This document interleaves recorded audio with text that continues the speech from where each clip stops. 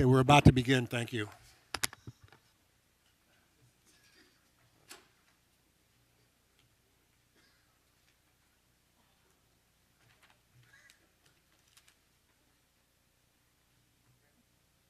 You ready? Okay, start up. Good morning. Good morning. Morning. I would like to call to order the February 14th, 2018 meeting of the Committee on Finance, Audit, and Budget. Would the Secretary please call the roll? Yes, Reverend Miller. Here. Ms. Alvarez-Alice. Yes. Mr. Peterson. Here. Mr. Youngblood. Here. Mr. Silva will not be here today. Chairman Irvine. Here. We have a quorum with 5 members of the committee present. Thank you. Our first order of business today is approval of the committee minutes of January 10th, 2018. May I have a motion to approve? So moved. Second. Would the Secretary please call the roll? Yes, Reverend Miller. Ms. Alvarez-Alice. Yes. Mr. Peterson. Yes. Mr. Youngblood. Yes. Chairman Irvine. Yes. That motion is approved with four yes votes. Thank you. Our next order of business is the review of the financial report. Michelle?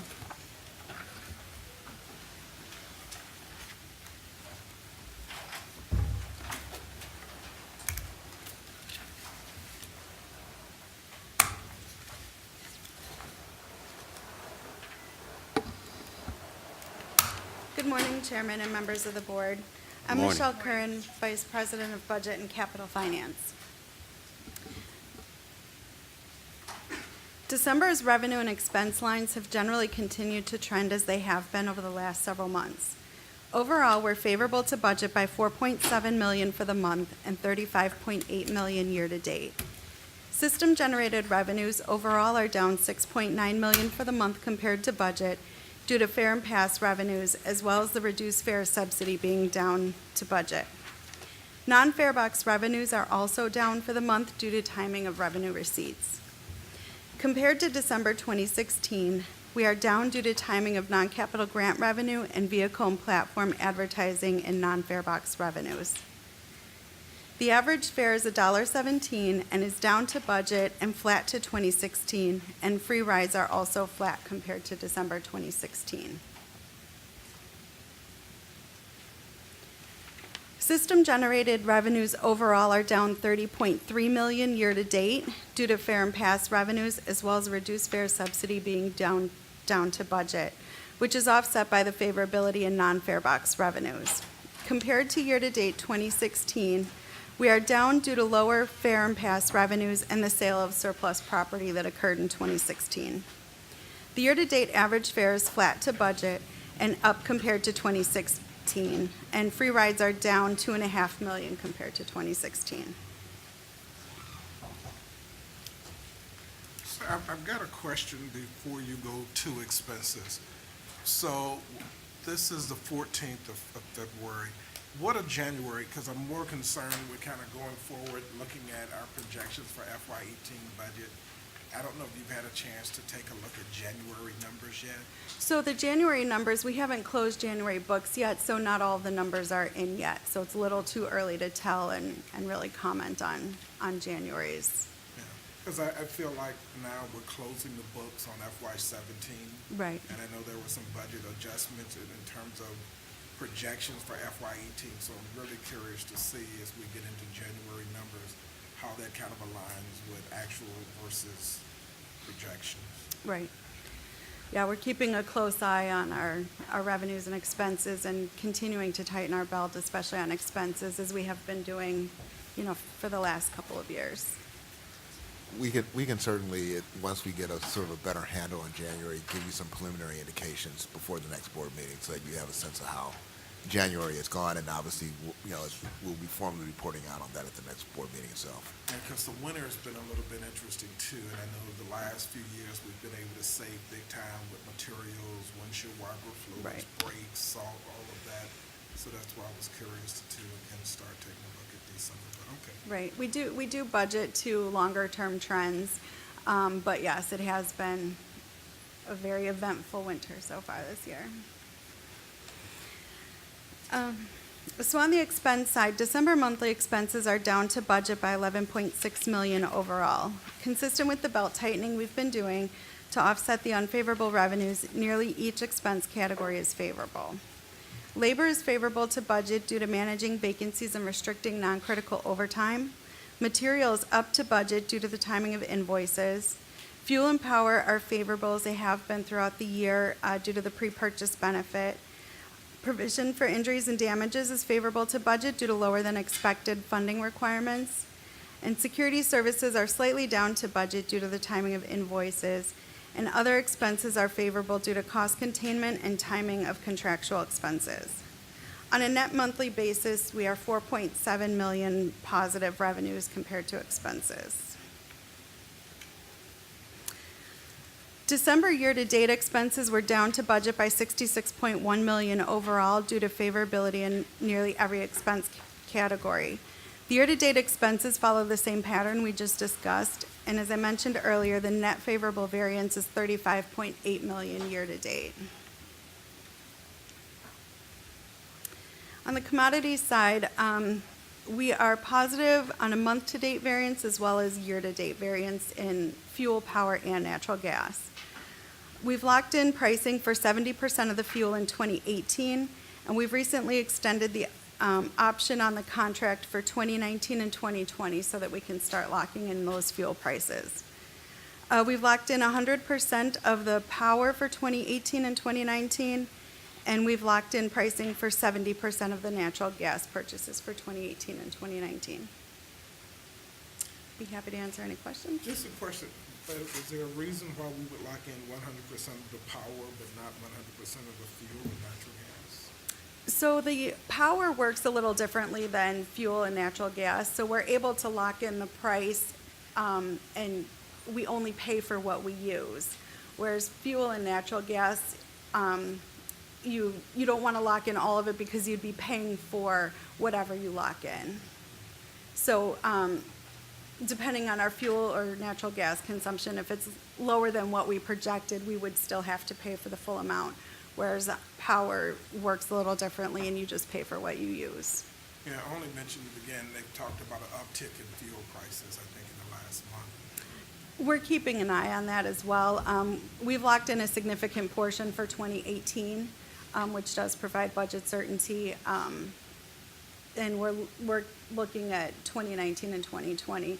Gas prices are typically higher in the winter, so we're looking for opportunities for when it makes sense for us to purchase. But if we wanted to, how far in advance would we be able to lock those prices in for gas?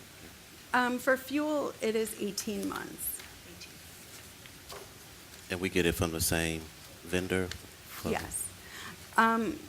Yeah, we bid out those contracts about a year and a half ago, so it's still the same provider. And how often do we go back and take a look at those vendors? So I believe they're typically 3-year agreements with maybe like 2 one-year options to extend. I'd have to get the exact contract information, but that's typically what we've been doing. Thank you. Are there any further questions for Michelle? All right. Thank you, Michelle. Thank you. Our next order of business is the review of an ordinance authorizing a sublease to ShipBob Incorporated of a portion of property located at 120 North Racine Avenue in Chicago. Carol? Morning, Cheryl Maury, Chief Planning Officer. Morning. So this item is a recommendation to authorize a sublease between Sterling Racine LLC to ShipBob Inc. The terms of the lease between CTA and Sterling Racine LLC for 120 North Racine require that Sterling Racine seek the consent of the Chicago Transit Board for any subleases, which consent cannot be unreasonably withheld. ShipBob is an e-commerce order fulfillment company which works with small businesses. ShipBob will lease approximately 20,272 square feet on the first floor of 120 North Racine and house approximately 120 employees in the building. They'll be Sterling Racine's largest sublessee. Including this lease, Sterling Racine will have leased 51% of the first and second floors of the building. Sterling Racine continues to be responsible for the payment of rent and operating expenses as provided in the lease. I'd be happy to take any questions. Any questions? Okay. If there are no further questions, may I have leave to place this item on the omnibus for board approval? So move. Thank you. Our next order of business is the review of an ordinance authorizing an amendment extending an agreement with Civic Staffing L3C for bus route X98 Express for 3 years. Carol? So this item is an amendment to authorize a 3-year extension to an agreement between CTA and Civic Staffing L3C for the X98 Avon Express. CTA has had an agreement with Civic Staffing L3C, formerly Suburban JobLink, to provide the service since 2002. This bus provides a vital connection between jobs in the Avon facility in Morton Grove and CTA's Jefferson Park Blue Line Station. Civic Staffing L3C subsidizes the full cost of the route minus any fares collected. The cost for the service will be $119.11 per service hour until March 31st, 2021. The cost is set at a level to provide Civic Staffing L3C with cost certainty, but will also fully compensate CTA for the full cost of the route during the period. I'd be happy to take any questions. I'm just curious, do you know, are there extra stops along the way between Jefferson Park and the Avon facility? No, it's express. It's just express the whole way? Yes. Okay, thank you. Any other questions? All right, may I have leave to place this item on the omnibus for board approval? So moved. Second. Thank you. Thank you. Our final order of business today is the review of 7 purchase and sales award recommendations. And Ellen McCormick. And Juan Pablo. We will start with contract numbers A1 through A4. Any questions?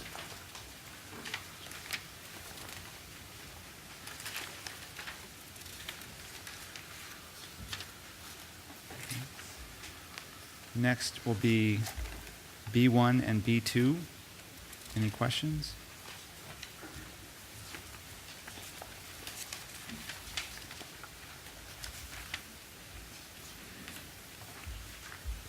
And finally will be contract number F1. Any questions on that? Yeah, can you just walk me through a little bit of F1, the Russell Rogers?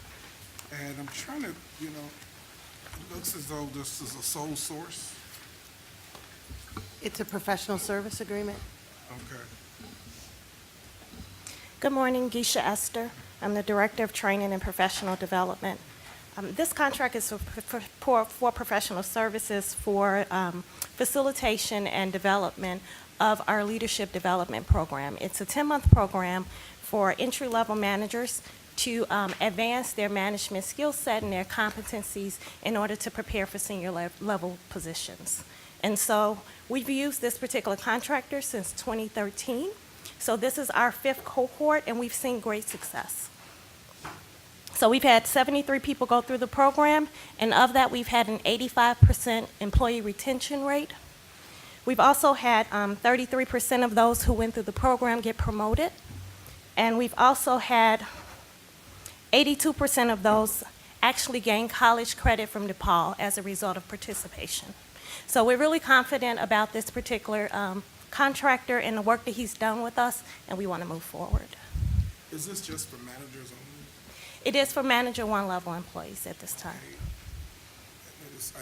Maybe the next board meeting, what kind of training do we provide for just workers on the front line?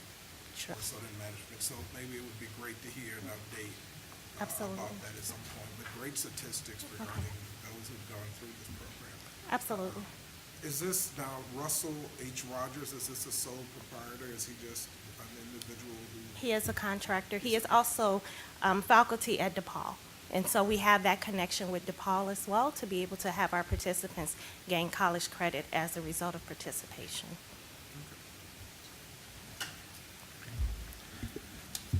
Any other questions? Oh, go I ahead. do. So with regards to the employees that we choose, and I guess it goes to the chairman's question as well, are they all at executive levels or mid-level? No, they're entry-level managers. So there are M1, the first line of management, and the goal is to strengthen our pool to senior level positions. And so we've had some success with doing that.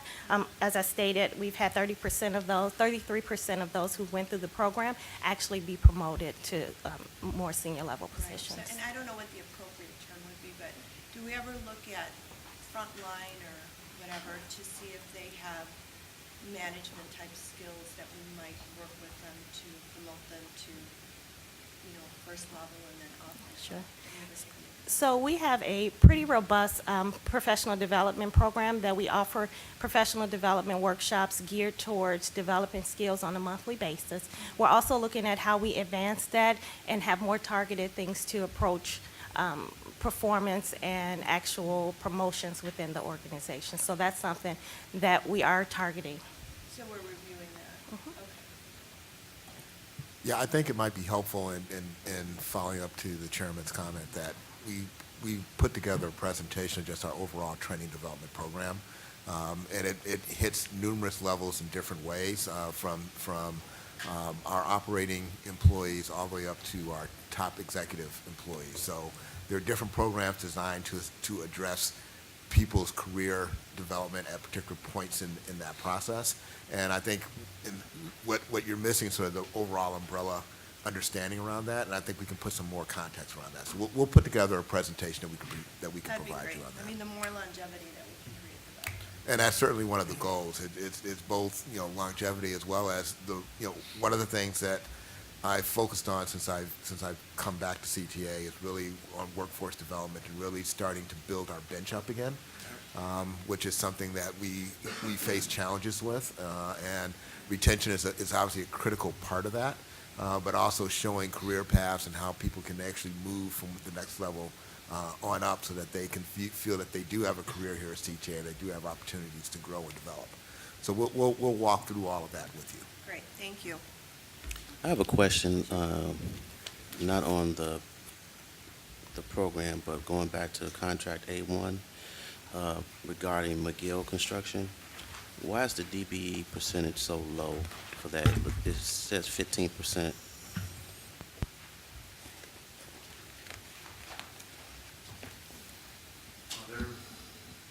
There are limited DBE opportunities on that contract, so we assess the goal based on the availability of DBEs and the subcontracting opportunities. So trucking is where the 15% goes? Yes. Is that where you? Yes, sir.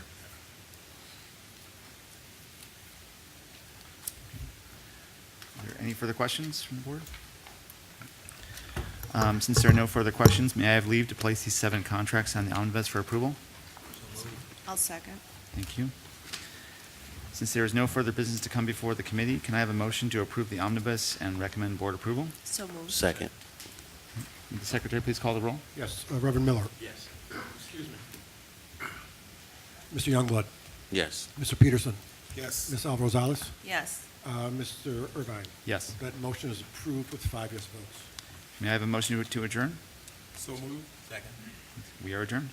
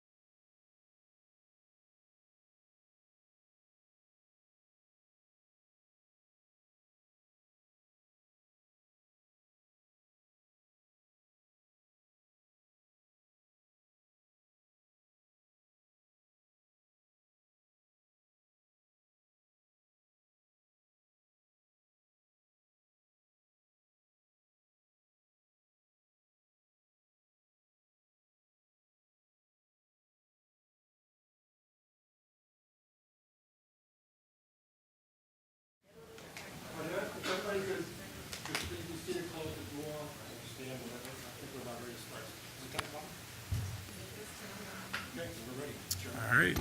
Good morning. Good morning.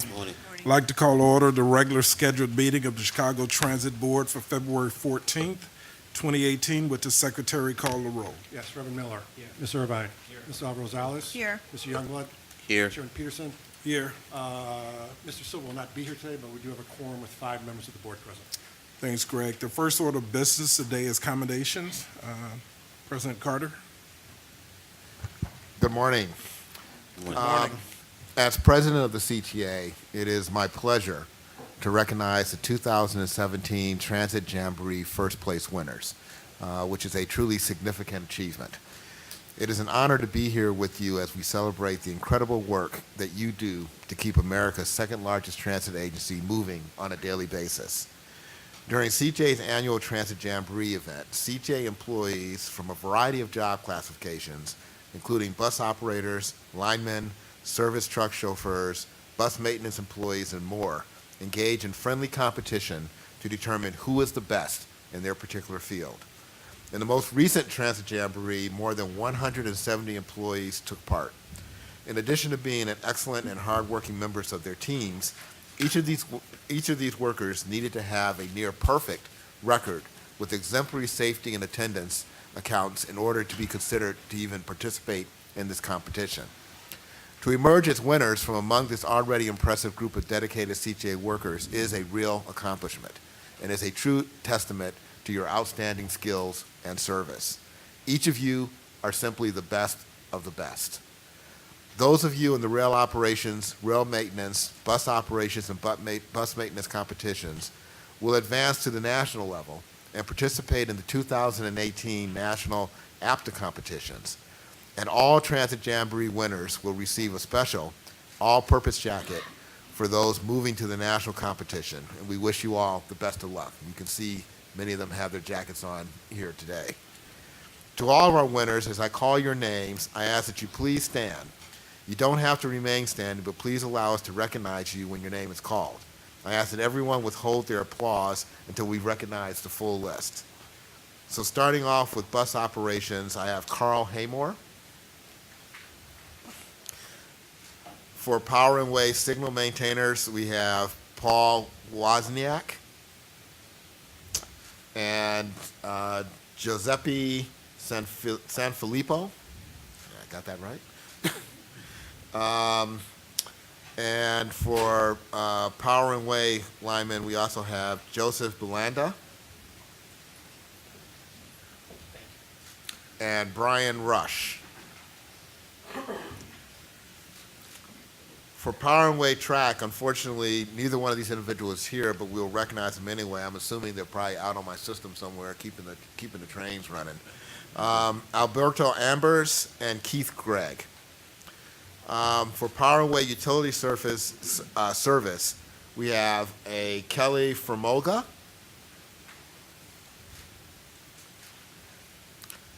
and Bernard Toussaint.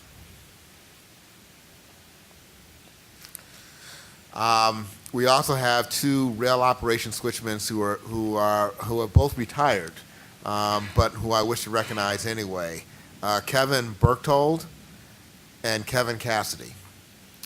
For rail operations towermen, we have Elvin Watkins. For rail operations RTO, we have Matthew Thomas. For rail operations customer service representative, we have Monsi Chaco. For bus maintenance, we have Wayne Brown.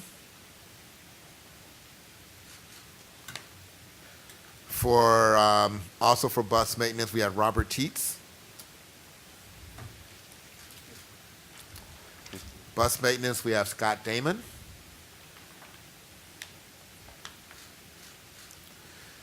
For rail maintenance, we have Brian Gasparini. Also for rail maintenance, we have Ken Risotto and Dan Van Howell. And then finally, for cleanliness, who also isn't able to be present, we have Tawana Waddell. On behalf of Chairman Peterson, our board, and the entire CTA family, I want to thank you for your service and for being shining examples of the dedication to to the CTA.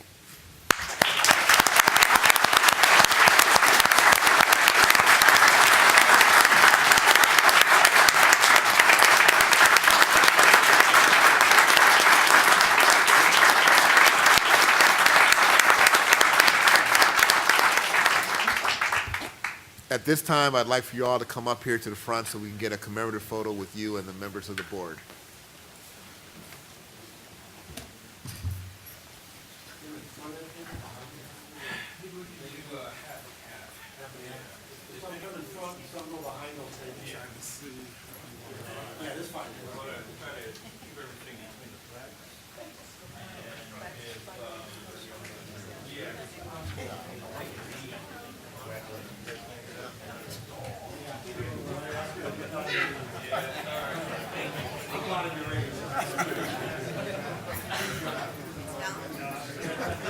Yeah, I was gonna say, come on around. Come on.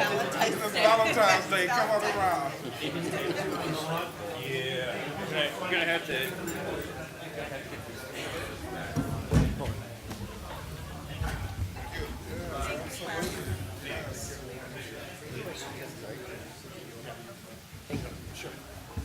All right, let's see if I can fit everyone in here. Too wide in front. Yeah, if you guys can get a little closer to the front together. Sorry about that. There we go. All right. All right. Looking good.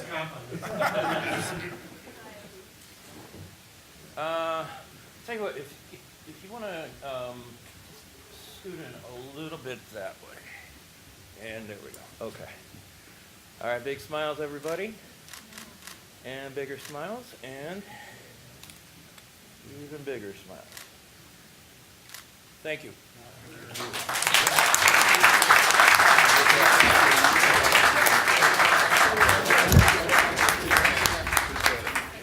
that about right? Sorry about that, man.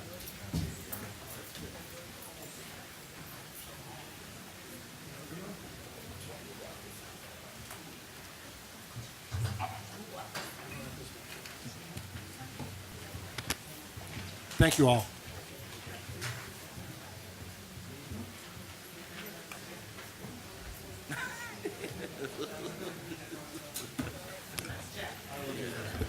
Yeah, I like those.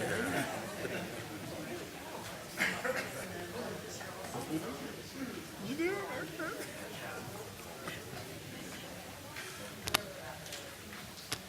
If the other staff who had moved out want to come back now.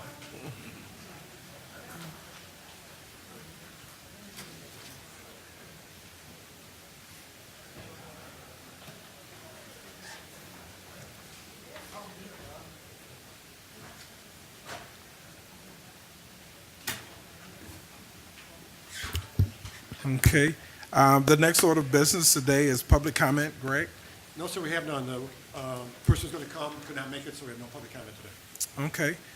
The next order of business today is the approval of the board minutes of January the 10th, 2018, regular board meeting. The minutes were previously distributed. Any comments? If not, I'll now entertain a motion to approve the minutes of the regular board meeting of January the 10th, 2018. So moved. Second, Reverend Miller? Abstain? Abstain. Director Irvine? Yes. Director Alvarez Rosales? Yes. Director Youngblood? Yes. Chairman Peterson? Yes. That motion is approved with 4 yes votes. Thanks, Greg. We will now take up executive session matter. It is my understanding that there will be executive session this morning, Karen? Yes, Chairman, we will have an executive session pursuant to Section 2, Paragraph C, Subparagraph 2 of the Open Meetings Act. Thank you, Karen. I now have a motion to recess into executive session for the reasons so stated by council. So moved. Second. Mr. Miller? Secretary. Yes. Mr. Irvine? Yes. Ms. Alvarez Rosales? Yes. Mr. Youngblood? Yes. Chairman Peterson? Yes. That motion is approved with 5 yes votes. Thanks, Greg. We'll adjourn. We should be back shortly.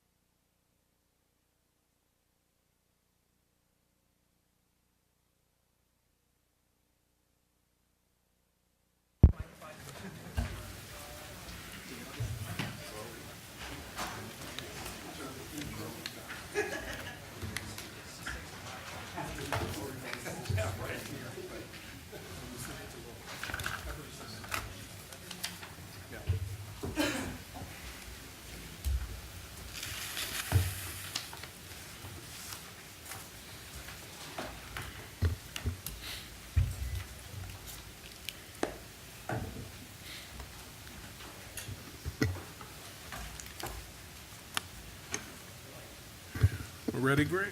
Yeah. Okay. I now entertain a motion to return to open session. May I have a motion? So moved. Second. Seconded. Mr. Miller? Yes. Mr. Irvine? Yes. Ms. Alvarez? Yes. Mr. Youngblood? Yes. Chairman Peterson? Yes. That motion is approved with 5 yes votes. Thanks, Greg. I'd now like to address the executive agenda item, board item number 5A. Karen? Thank you, Chairman. While in executive session, we discussed the request to the board to authorize execution of a new collective bargaining agreement containing the terms of a tentative agreement that have been reached with the Amalgamated Transit Unions Local 241 and 308. The term of that agreement will be from January 1st, 2016 through December 31st, 2019. It includes modest wage increases that will be retroactive to 1/1/16. It, for the first time, incorporates the Second Chance program for apprentices into the collective bargaining agreement itself, which agreement will run contemporaneously with the collective bargaining agreement. It includes an expansion of the Second Chance program, both in terms of the number of apprentices and the type of work that they will be doing. And basically also increases the hourly wages for apprentices in 2018 and 2019. So it is recommended that the board authorize execution of this collective bargaining agreement.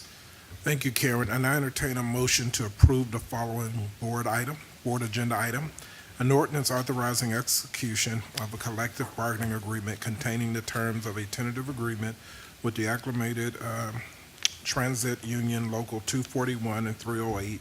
May I have a motion to approve the ordinance? So moved. Second. Mr. Miller? Yes. Mr. Irvine? Yes. Ms. Alvarez? Yes. Mr. Youngblood? Yes. Chairman Peterson? Yes. That motion is approved with 5 yes votes. Thanks, Greg. Our next order of business is board item number 6B, a resolution setting the time of the March 2018 Chicago Board regular meeting. So May I moved. have a motion? So moved. Moved in second, 6A? 6A. Mr. Miller? Yes. Mr. Irvine? Yes. Ms. Alvarez? Yes. Mr. Youngblood? Yes. Chairman Peterson? Yes. That motion is approved with 5 yes votes. Thanks, Greg. The next order of business is a report from the Committee on Finance, Audit, and Budget, Director Irvine. Thank you, Chairman. The Committee on Finance, Audit, and Budget met earlier this morning. The committee reviewed the finance report and approved the January 2018 committee minutes. The committee reviewed 2 ordinances, an ordinance authorizing a sublease to Ship Bob Incorporated of a portion of property located at 120 North Racine Avenue, Chicago, Illinois, and an ordinance authorizing an amendment extending an agreement with Civic Staffing L3C for bus route number X98 Express for 3 years. The committee also reviewed 7 purchase and sales award recommendations. The committee recommended approval of the 2 ordinances and the 7 contracts and placed it all on the omnibus for board approval. That concludes my report, Chairman Peterson. Thank you, Director Irvine. May I have a motion to approve the omnibus as stated by Director Irvine? So moved. Second. Second, Mr. Miller? Yes. Mr. Irvine? Yes. Ms. Alvarez? Yes. Mr. Youngblood? Yes. Chairman Peterson? Yes. That motion is approved with 5 yes votes. Thanks, Greg. The next order of business is a construction report. Chris?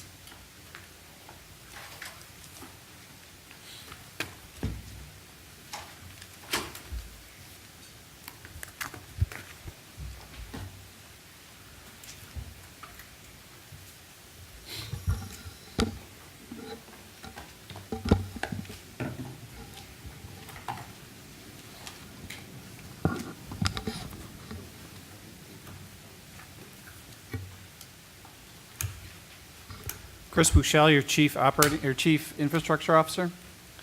Juan Pablo Prieto, Interim Senior Manager, Diversity Programs. So today we'll be talking about 6 projects: the 95th Street Terminal Improvement Program, the Wilson Transfer Station. This is the last time you'll see Wilson. Quincy Loop Station Upgrade, Ravenswood Loop Signal Upgrade, Illinois Medical District Rehab, and the East Lake Milwaukee, Illinois Substation Upgrade. 95th Terminal continues tight to schedule and on budget. Work on the South Terminal is drawing down. Work continues aggressively on the North Terminal. We continue to make progress in a number of ways on the South Terminal, mostly related to various finishes. We continue working through the winter despite all of the challenges in casting concrete. There's pictures of some concrete sidewalks. We continue to do detailing on steel, putting together the bus canopies, the installation of miscellaneous customer improvements on that project, windbreaks, electrical to support people heaters and other things. Many amenities that are happening up on the bus terminal are things that our rail customers have seen for some time. We're starting to see those manifest themselves in newer stations. So you can kind of get a vision a little bit here. Obviously, the south terminal off to the right, the bus canopy above, new sidewalks being cast to support the south terminal. And lots of infrastructure work. Needless to say, the electrical side of this job is complicated, involving both improvements to traction power at grade and at the interlockings that we're installing, as well as modern electrical in the facility itself. I referenced aggressive work that's occurring on the north terminal, so as hard as we're working on the south to bring it to a conclusion, we also are aggressively working on the north terminal because that has to follow very quickly. So you can see some of the structure. You really begin to see the depth of the board and the president's commitment to this project. Ultimately, you'll see coming out of this a bridge that actually links these two terminals together, which I think will really be a fantastic component in addition to the facilities out there. So speaking of fantastic facilities, we did have a grand opening out at the Wilson Station. I think it's looking good. The project is on budget and on schedule, or I can say at this point was on budget and on schedule. We've issued substantial completion, so there's still work that's occurring out there, punch list work, and it's a big punch list on any substantial project like this, but I think the president and chairman hosted a great grand opening. We had good success and a lot of positive press on it. One of the highlights of that is the president. I would say, and the mayor. And the mayor, of course. One of the highlights out there is obviously the Gerber building. It's rare that the new station fades into the background a little bit and the older pieces of it come forward. But the designer of record, HNCB, and the contractor, Walsh, really did an outstanding job on the old station, and in many ways it is a very prominent piece of that project. So an exciting component, and I think well highlighted by the mayor, the president, and the chairman in the recent grand opening. Say, Chris, in terms of the board, because if you haven't had a chance to go out and take a look at this building, it is just absolutely beautiful. And I know we're still working through it, but what is the timeline for that first floor, that build out in there? Is there timing around when we think we might have reached an agreement with some entity to come in there? I know we haven't decided totally on the entity. I'm just wondering about the timing. We're in the concluding stages of that procurement, or we're in the concluding stages of that procurement.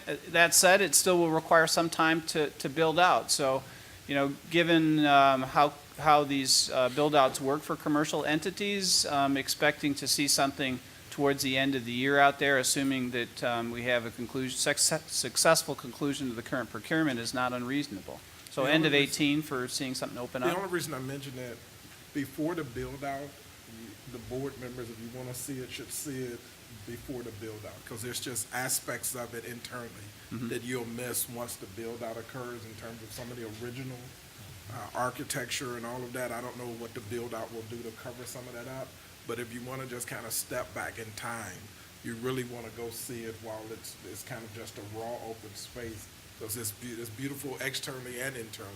So I guess there's some time to do that. Yeah, okay. So moving on to the Quincy Loop Station upgrade.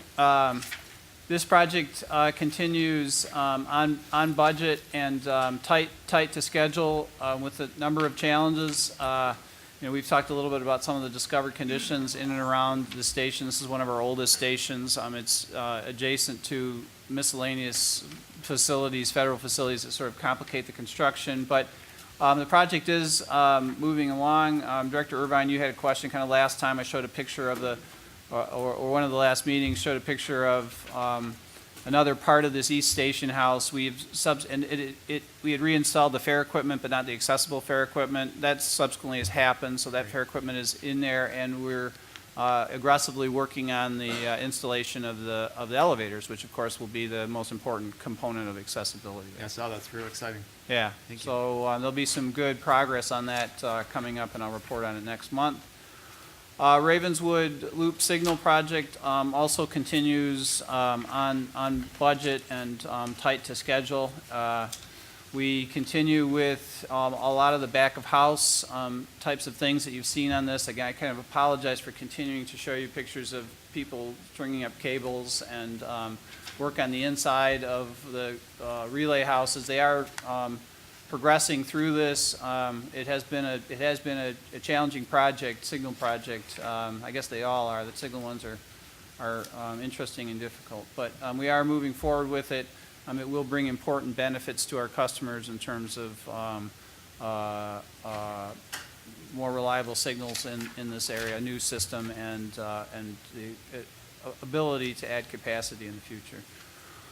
Illinois Medical District continues tight to budget and schedule as well. This project, I've talked a little bit about some of the challenges we've had relative to the storm damage that are out there. That would explain, in this case, the tightness, both the budget and schedule for here. We had storm damage out in this area, but we continue to work aggressively here as well. Ogden is really the key here. That's the part that's getting the elevator. We are progressing Paulina as well. Ogden, though, is really the key. That's where all the foundations occur. That's where the new elevator tower occurs. And in the midst of that, an open station. So we're pushing it forward. Here you can see the installation of new storefront in the existing ramp.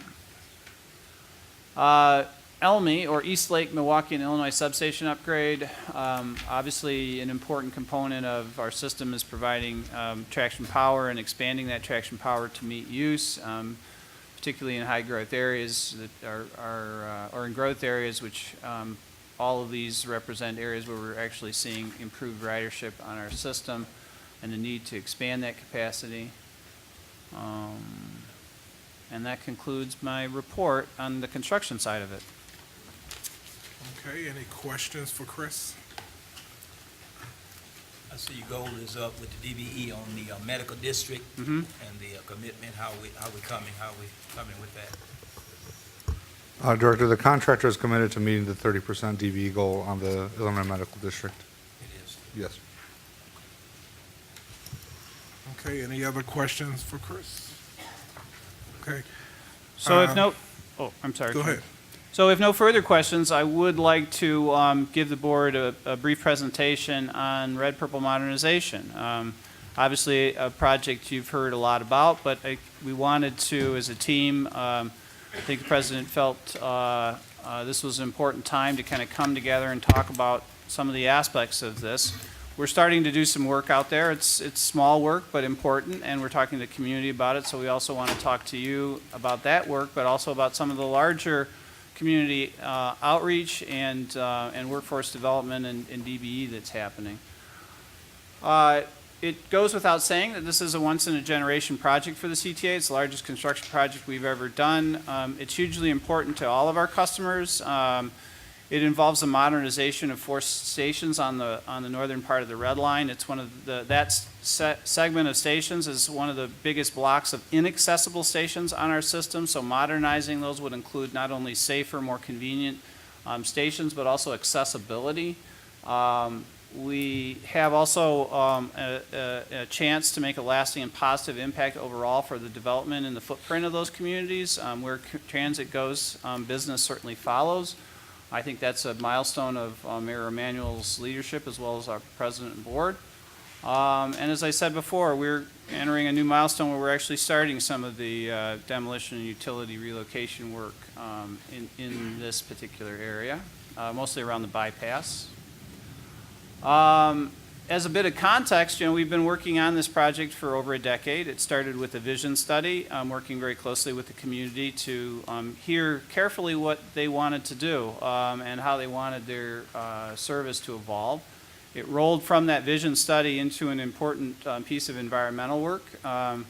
that concluded with the leadership of the mayor, but a particular shout out in this regard to the president, whose knowledge of the FTA and whose knowledge of generally this process in general was key to landing that agreement, and $1 billion in federal funding contributing towards a $2.3 billion project. So it was a difficult piece of work to bring that forward, and this administration did an exceptional job doing it.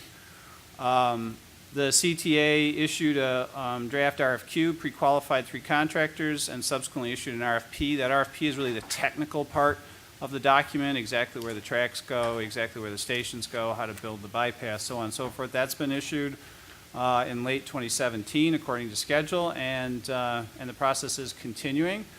In terms of an overview, I'll kind of jump. We'll have some important outreach, including an outreach storefront in this year.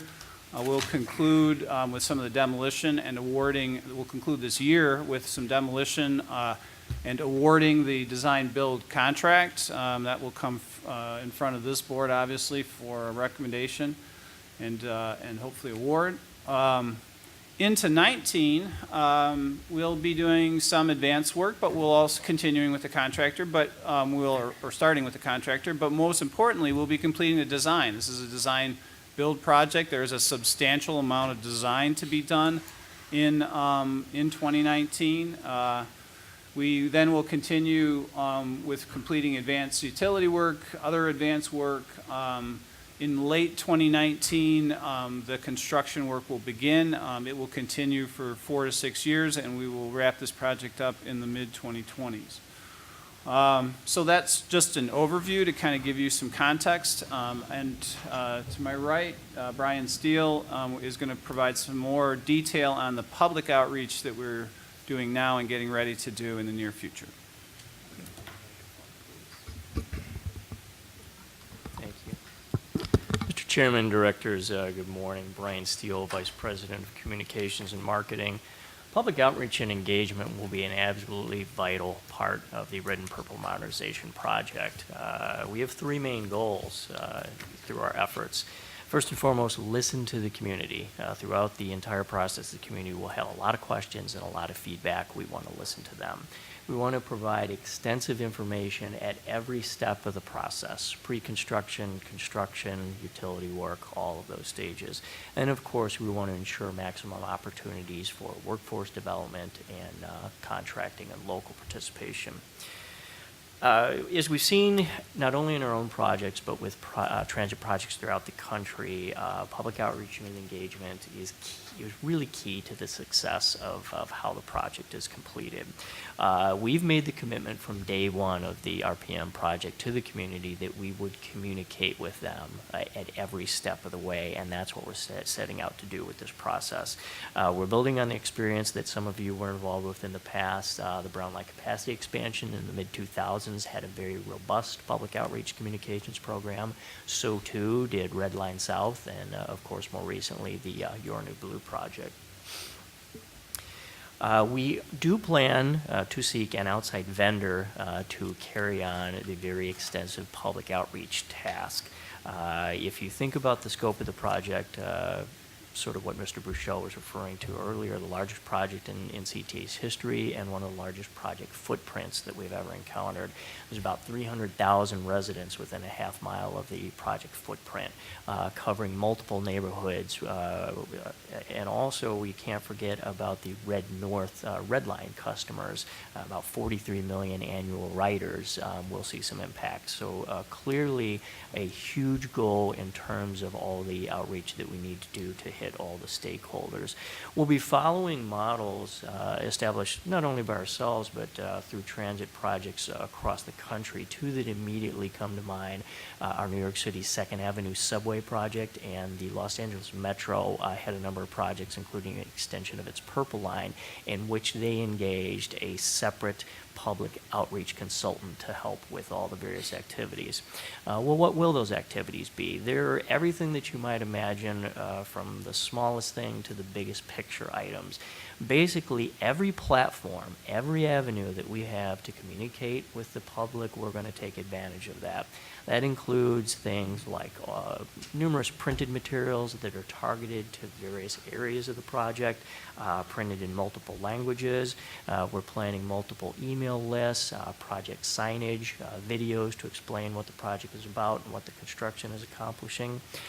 We also plan a extensive Open for Business campaign. This is similar to what we did on Brown Line Capacity Expansion, in which we advertise and promote local businesses and possibly even look at doing some co-promotions with them.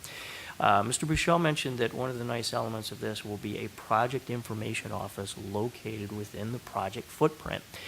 We are going to have a space that will be staffed by CTA, by the construction team, by the public outreach team, in which residents, business owners can come in really at any time, ask questions, get information, find out the specific impacts to their block.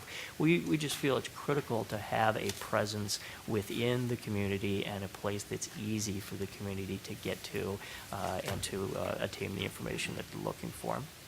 I'm happy to answer any questions about the public outreach part. Any questions for Will you Chris? Will you be working with the local aldermen when you mention community outreach? Will they be involved as well? Absolutely. Among the many community meetings that we're planning is we do want to take advantage of some of the infrastructure that's already in place. Aldermanic meetings, community meetings, at which we can come and visit and provide information about the project. So absolutely, all the elected officials in the footprints, all the community organizations, all the resident groups, we plan to have outreach with. Any other questions? Chris, Brian? Okay, great, thank you. There's one other component to the public outreach that's very important. If you have just a moment, we'd like to talk very briefly about workforce development. So good morning. So there are two other things that we want to focus on here, which is that we're committed to maximizing opportunities for contracting through our DBE program, and then also for employment through our enhanced workforce efforts on this project. In particular, we're looking to expand our efforts to recruit, train, and open up opportunities for workers from economically disadvantaged areas, building off of the successes that we've had with Red Line South, Year New Blue, and other similar construction projects. So if you turn to the next page, I'll talk specifically about workforce development. This project actually gives us a unique opportunity because it is a multi-year project, unlike some of our other projects, to have a really strong footprint on employment opportunities. We've estimated 5,700 jobs being created during the project. Some of the activities that we're doing to support the workforce development in this month we're looking to enter into a partnership to support some of the utility relocation work that Chris mentioned, so that we can develop a pipeline of workers for that just over the next 12 months. And while we're doing that, we're also going to be putting out an RFP in a few weeks to look for community partners to help with the workforce development for the entire project. So that entire project that's taking place until 2025. And we're looking to get several workforce partners to help us both recruit, train, develop, and get individuals into the pipeline of opportunities for jobs on this project.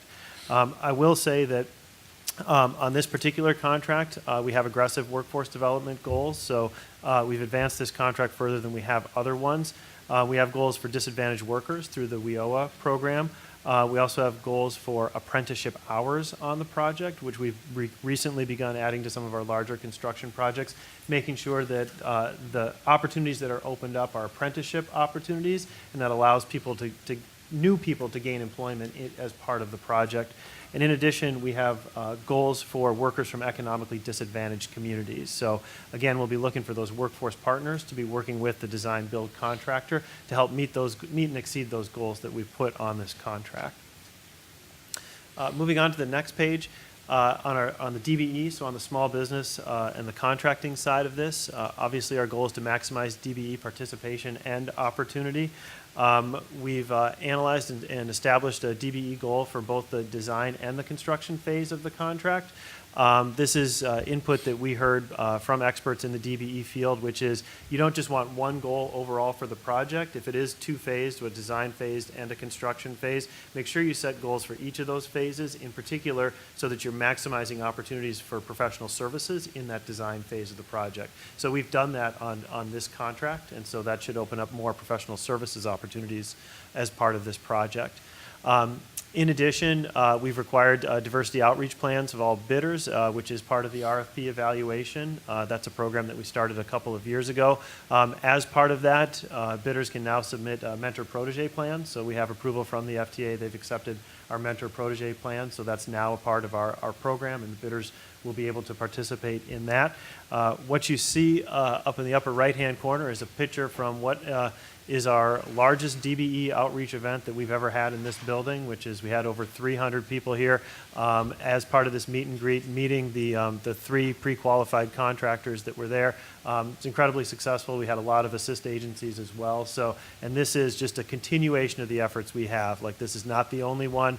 There are more to come, and there have been more prior to this. And we've really focused on making sure that firms are getting the right certification so that they're able to work on the project and assisting them through that. And to that end, we are conducting small business seminars on certification and how to do business with the CTA.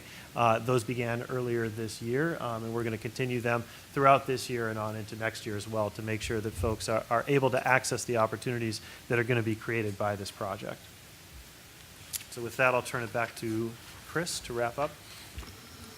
All right, so next steps. As I mentioned before, we're starting to meet with neighbors, particularly around the red purple bypass, to make them aware of, give them updates and information on demolition, utility relocation.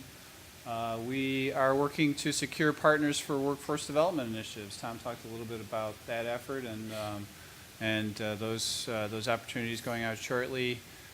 We also talked a little bit about securing this additional help for the community outreach. We'll provide updates on that. You'll see more information in the near future. Of course, we need to award both of these and bring them in front of you, and then subsequently the design-build contract, which is busily happening behind the scenes. Major procurement effort that a lot of people are contributing to. So I think that President Carter in particular wants to provide some context for we as a team, but certainly this is a slide that the President feels strongly about, and to kind of sync all these efforts. They're not occurring, they're occurring in a connected fashion appropriate to their timing. We are doing workforce development. That's a key aspect of this project, but making sure it's synced with when the work starts. Usually we see these projects awarded and pretty soon afterwards construction, but here, because of the depth of the design work that's required, the major construction won't start for some time after that contract is awarded. So sort of understanding some of those timelines, the relationship between utility work, advanced utility work, community outreach, workforce development, the actual award of the design build, the design itself, and then subsequently the construction. So this slide kind of puts all of that on one page to give you a context for the various things that you'll see associated with this project in the future. So that concludes our presentation. Okay, any questions for Brian, Chris, or Tom? All right, great. I would say, just kind of looking at the timeline, I would say probably, I won't say quarterly, but at some point we'll get into quarterly as we get into the project, just kind of updating the board. But I would say probably 6 months from now, Okay. come back and let us kind of provide us with an update of how things are going would be great. And then as we get into the project in 2019, we'll probably do quarterly updates to the All board. right. Okay, thank you.